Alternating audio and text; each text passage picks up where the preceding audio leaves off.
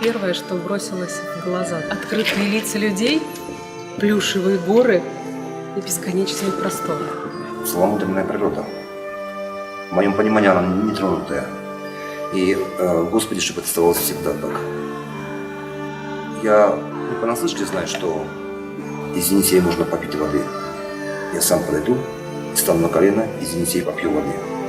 Я поднимусь высоко в горы, чтобы подышать этим воздухом чистым, чтобы увидеть высоко парящего орла, которому ничего не мешает летать. Я видел эту степь. Да, глаз просто не находит, где прицепиться. Вот это прямо абсолютно как бы в сердце создает такую гармонию, радость и жизнелюбие.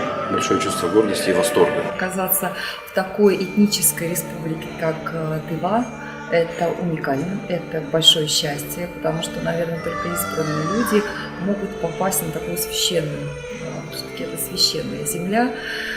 И я рада, что удостоена такой чести. Когда мы приземлились, мурашки побежали по коже.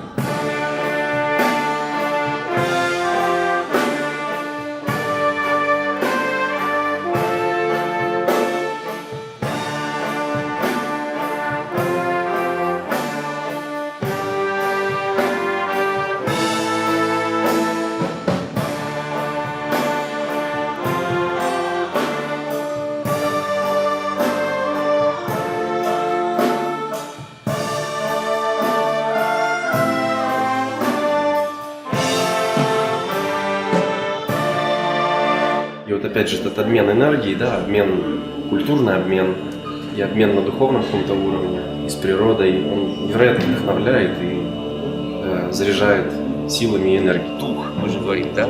Дух, одухотворенность, духовое дело, духовность.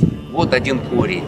Поэтому все мы сильные духом, и я желаю всему тувинскому народу быть сильным духом. Настолько мне повезло в этой жизни, что сюда приехал. Я это все чувствую.